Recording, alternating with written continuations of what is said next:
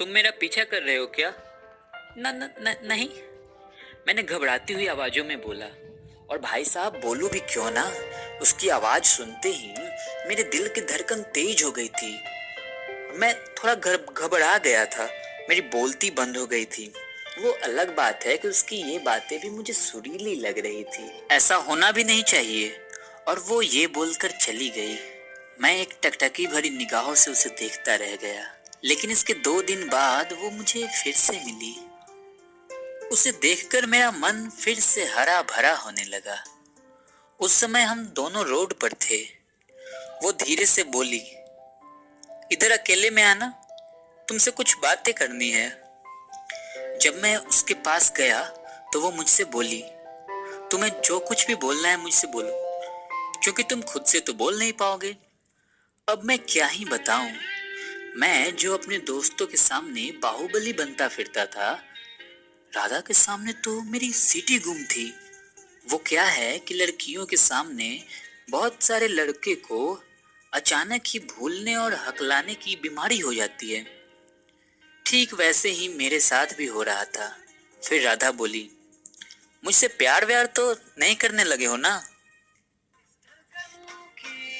रफ्तार क्यों ये बढ़ गई, क्यों नजरों से बार तू ये कर गई, ये कैसे हाल में तेरे जान में फंस गया। ये सुनते ही उस समय मेरा दिल की धड़कन थोड़ी तेज हो गई। मुझे थोड़ा डर लगने लगा, क्योंकि मैंने कभी सोचा नहीं था कि राधा मुझसे ऐसे बोलेगी। उसके सामने आने से ही मेरा दिल की धड़कन तेज हो जाती थी। आज तो वो मुझसे ये सब बातें कर रही थी। सोचो मेरा क्या हाल हो रहा होगा। मैं चुपचाप वहां खड़ा था। मेरे मुंह से एक शब्द भी नहीं निकल पा रही थी। फिर वो मुझसे एक बार बोली, कुछ बोलना चाहते हो मुझसे? मैं फिर कुछ बोल नहीं पाया।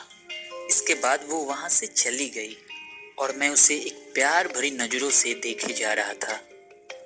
हम लड़कों के साथ यही तो होता है।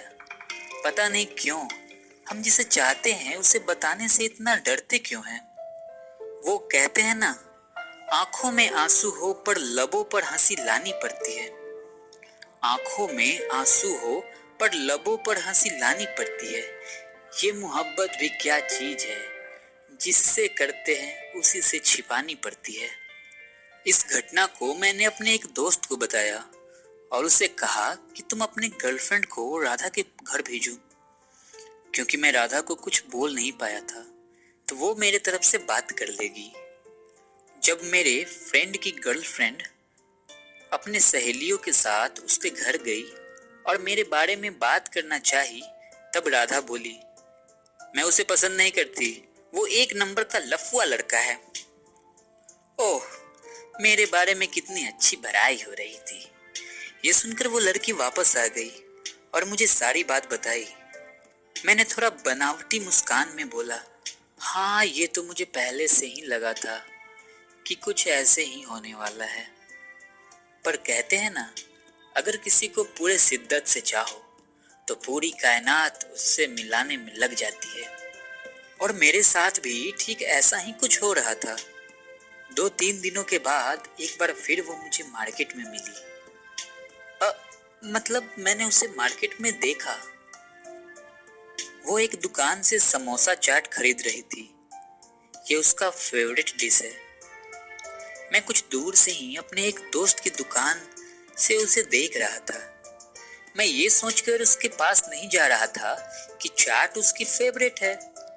और चाट तो 2 तरह की होती है, कहीं दूसरी वाली मेरे गालों पे ना मिल जाए। पर ये क्या? अचानक से वो मेरी तरफ ही आने लगी। मैं उसे आता देखकर तुरंत उस दुकान के बगल में खड़ा हो गया, क्योंकि उस दुकान पर मेरे दोस्त के भैया थे। अरे यार, ये भैया भी ना गलत समय पे गलत जगह रहते हैं। और ये कहता हुआ मेरा दोस्त वहां से खिसक गया। अब मैं वहां पर बिल्कुल अकेला रह गया था। राधा मेरे पास आई और बोली, तुम फिर से मेरा पीछा कर रहे हो और तुमने किसी लड़की को मेरे पास भेज दिया। और जरा अपना हाथ दिखाना, क्या लिख रखा है तुमने उस पर? अब होना क्या था, ये सुनते ही मेरे मुंह से आवाज निकलना फिर से बंद हो गई। उस समय मैंने अपने हाथ पर उसका नाम का पहला लेटर लिख रखा था, वो भी ब्लेड से काट कर। ब्लेड से उसका नाम लिखते समय मुझे दर्द तो बहुत हुआ था, लेकिन प्यार में उसे याद करके वो दर्द पता नहीं कहाँ चली गई थी।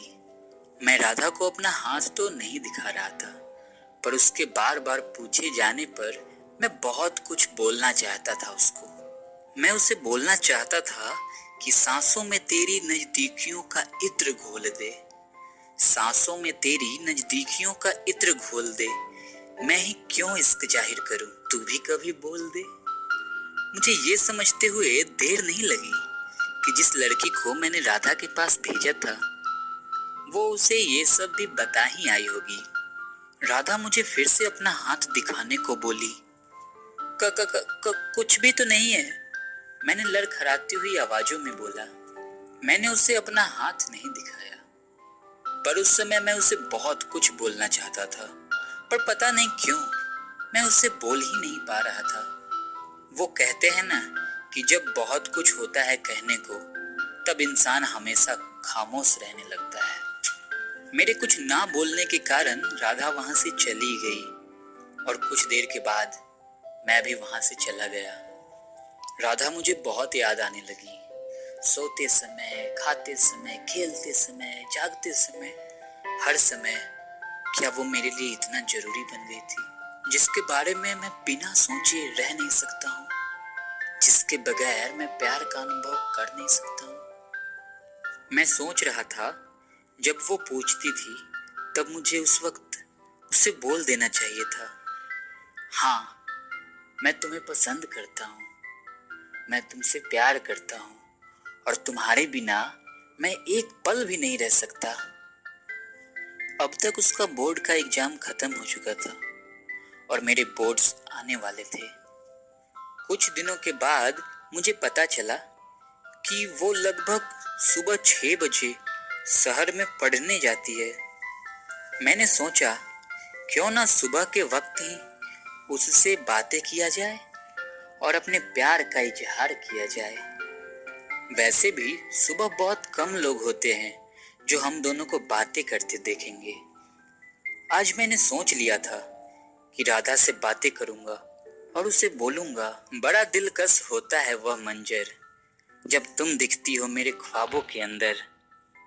उस दिन सुबह के 6 बजे जिस वक्त राधा पढ़ने जाती थी, उस वक्त मैं उसके पास गया और मैं उसके सामने खड़ा हो गया। शायद ये बात राधा को भी पता था कि मैं उससे क्या बोलने वाला हूँ। मैं उस वक्त बोलने ही वाला था कि राधा मुझसे बोली, इससे आगे की कहानी